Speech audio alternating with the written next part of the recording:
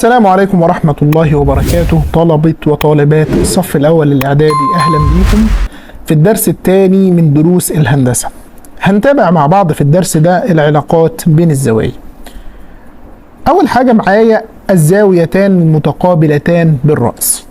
لو أنا معايا خطين مستقيمين اتقطعوا مع بعض بالشكل ده، هينتج عندي 4 زوايا. الزاوية دي ودي قصادها، والزاوية دي ودي قصادها. بيقول لي ان كل زاويتين متقابلتين بالرأس متساويتين في القياس. يعني الزاوية دي هتبقى قد الزاوية دي في القياس بالظبط، لان هما متقابلين او قصاد بعض. يعني لو دي ب50 هتلاقي دي زيها ب50، كذلك لو دي ب100 تبقى اللي قصادها ب100 بالتقابل بالرأس. تعالوا نشوف مع بعض الامثلة اللي بيجيبها لي على الجزئية دي بتبقى شكلها عامل ازاي. بيقول لي الخط المستقيم AB تقاطع الخط المستقيم CD نتج عنه النقطة دي. يعني الخط المستقيم ده اتقاطع مع الخط المستقيم ده في النقطة دي، إذا نتج عندي 4 زوايا. الزاوية دي هتبقى قد الزاوية دي بالتقابل بالرأس، الاتنين قصاد بعض. معنى كده إن الاتنين X ناقص 7 هتساوي الزاوية اللي قصادها كام؟ شطار 129. بقت معادلة عادية. في حل المعادلات احنا متعلمين ان انا اتخلص من اللي جنب الاكس، يعني هودي -7 هناك بعكس الاشارة، يبقى 2 اكس هتساوي 129 زائد 7 اللي هو هيساوي 136. انا عايز الاكس لوحده، يبقى اقسم هنا على الاتنين وهنا على الاتنين، هينتج معايا ان الاكس الواحدة هتساوي 68. السؤال التاني معايا عندي BE تقاطع AD نتج عنه M. يعني الخط المستقيم ده تقاطع مع الخط المستقيم ده في النقطة M. معنى كده ان الزاوية دي كلها قد الزاوية دي كلها. طب الزاوية دي كلها بكام يا مستر؟ الزاوية دي كلها اصلا اسمها EMA. هقول له كده ان قياس زاوية EMA هتساوي الزاوية دي زائد الزاوية دي، لان هما الاتنين قصادها 115 زائد 28 هتساوي 143 درجة. إذا الزاوية دي ب143. طب أنا عايز الزاوية دي كمان يا مستر. أنا لو خبيت الزوايا دي كده بقى خط مستقيم، مفروض إن الزاوية دي زائد الزاوية دي عاملين مع بعض خط مستقيم، يعني 180. علشان أجيب الزاوية دي اللي هي اسمها AMB، قياس زاوية AMB هتساوي 180 ناقص الجزء ده اللي هو 143 هيساوي معايا 37 درجة. تمام. طب يا مستر الزاوية دي، هقول لك خلي بالك ان الزاوية دي مين اللي بيقابلها بالرأس؟ الزاوية دي. طب انا جبت دي ب37 يبقى دي زيها ب37. يبقى اذا قياس زاوية EMD هتساوي 37. اقول له بالتقابل بالرأس.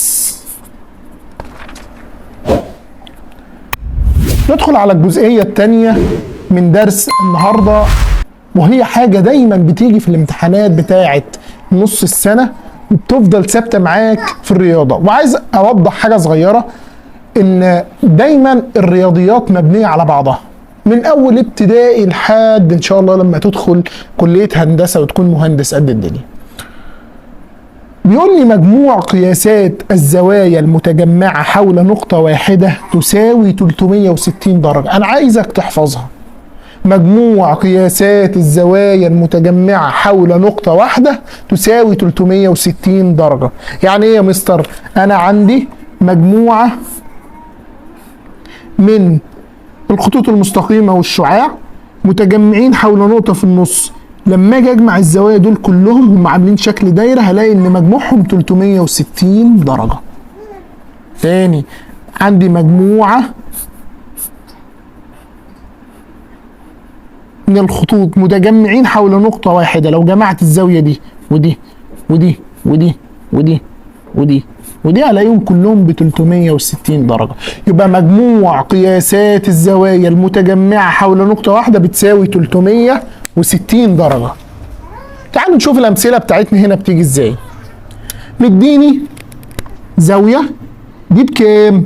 شطار ب 90 درجة، وهنا ب 150 بيقول لي اوجد قياس زاوية بي ام سي. بي ام سي يعني انا عايز الزاوية دي.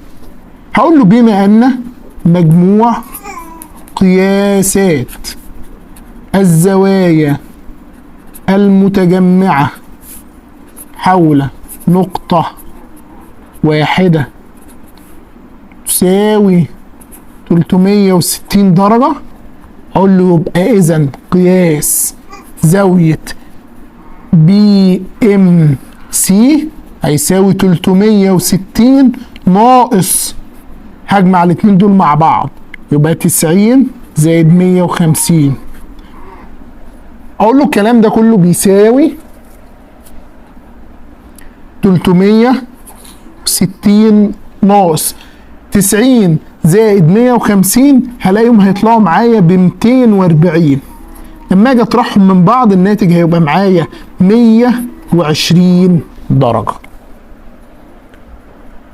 الشكل اللي معايا التاني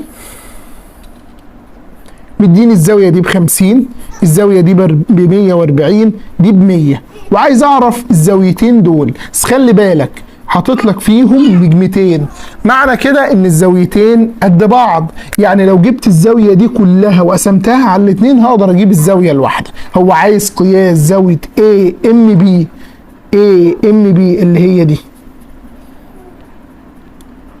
انا هجيب قياس زاوية AMC.